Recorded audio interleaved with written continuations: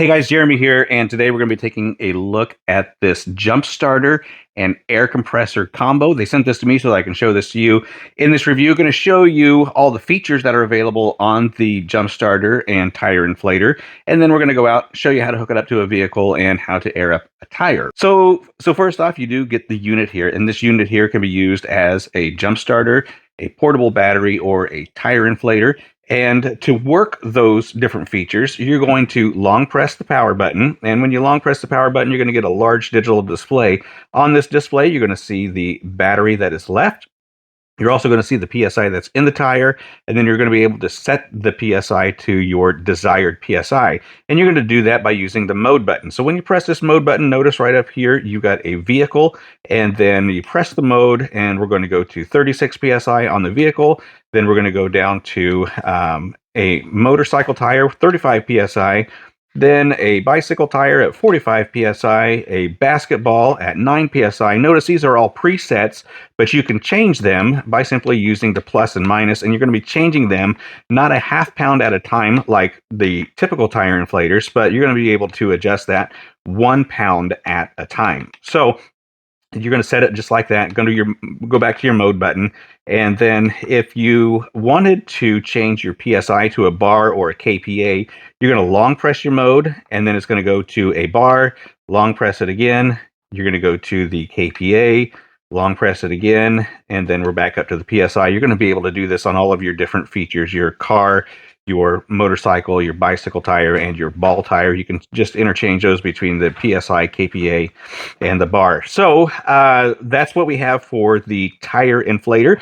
You're going to connect your tire inflator hose right here on the side, and you're just going to screw that in just like that, and then you're going to connect this to your valve stem.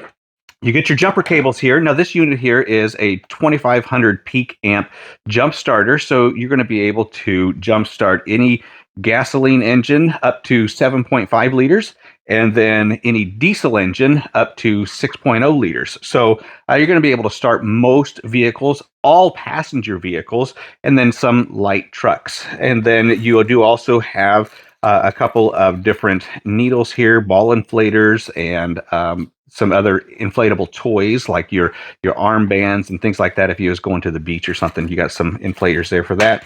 And then you've also got a USB-A to USB-C cable, which you're going to be able to use to charge a phone, a tablet, or any other electronic device that you may have. So I'm just going to quickly demonstrate how to charge your phone.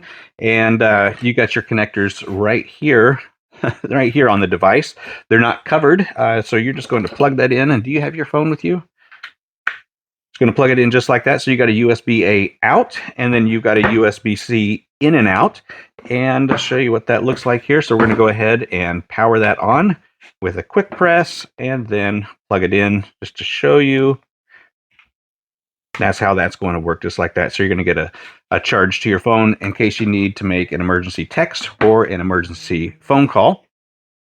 And then finally, we do have on this device a little flashlight.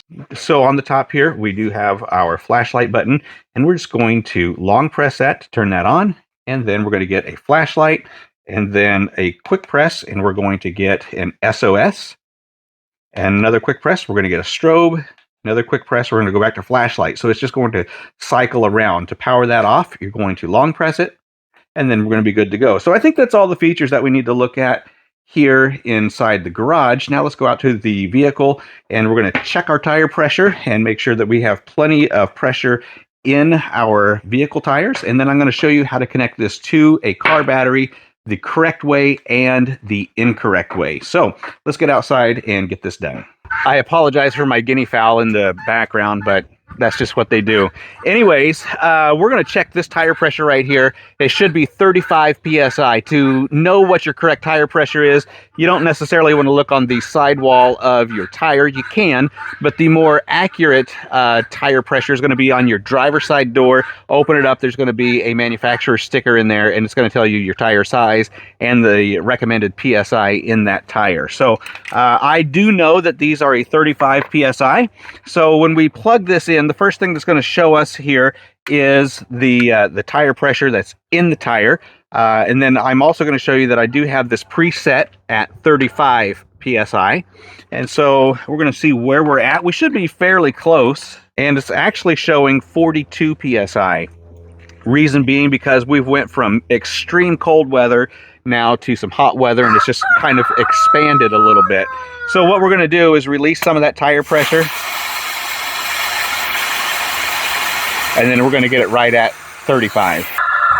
32 PSI. We're going to go ahead and press our power button again to get it started.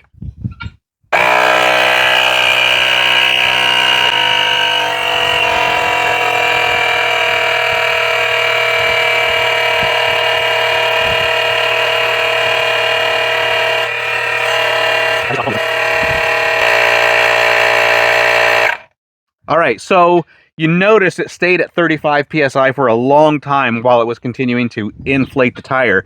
And this is why. When you release the lock off of your valve stem, you're losing some air. So it puts in a little bit extra air so that when you do release that and lose some air, you're still going to be sitting at 35 PSI. I didn't lose too much, so that was pretty good. So that's the way that works. Next thing we're going to do is show you how to hook it up to a battery, the correct way and the incorrect way. Okay, so what we're going to do here, right here on the side, it says engine start, and this is where we are going to plug in our jumper cables. And you do have a squared side and a round side for your positive and your negative, and that means you can only plug this in one way. You can't mess it up, which is a good thing. So when you plug it in, you're going to get an alternating LED light, green and red. It's just letting you know that it's ready to connect to your battery. And then when you connect it to your battery, you're going to get a steady green light. I'm going to try to set that in position so that you can see it. And so let's go like this so that you can see the green and red flashing. And we're going to go red to red. And then we're going to go, try to get that so you can see that. Black to black. And we should get a steady green light. There we go. We got a steady green light letting us know that it's okay to go inside to the cab and turn the vehicle over. Now, I do know that I've got a new battery in here. It's not dead, and I'm not going to go in and try to start it because we do know that this is working correctly. Now, if you did not get it to start on your first try, you can come out here and you can press this boost button, and that boost button is going to give you another boost out of your jump starter into your battery so that you can turn that over. So what you're going to get on a typical jump for a passenger vehicle like this, anywhere between 300 and 700 amps is what it's going to take to turn it over. If you need more than that, then you can press your boost button and it'll give you up to 2500 peak amps. Connect this the improper way, the wrong way.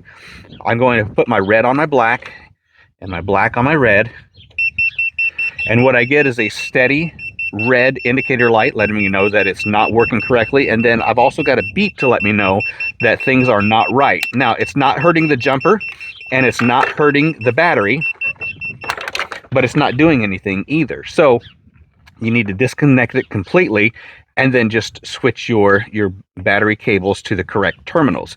It doesn't, as I said, it doesn't hurt the jumper, doesn't hurt the battery, it just doesn't do anything. So I think it's important that every vehicle have something like this. Jumpers are really good, but to have the jumper with a tire inflator is even better.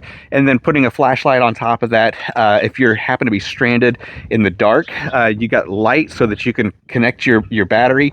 You got light so that you can air up your tire. You can get 150 PSI out of that tire inflator, and so it's going to be good for passenger vehicles, light truck tires, even some heavy duty truck tires. You're not going to have any trouble with that. So again, pick one of these up, keep it in your glove box, in your trunk, underneath your front seat. Maybe you need to get one for each one of your children. Just make sure that your family's not stranded and going without the proper protection that they need during the winter months or even hot months or just any time of the year. These are going to make a great gift for you or for others in your family.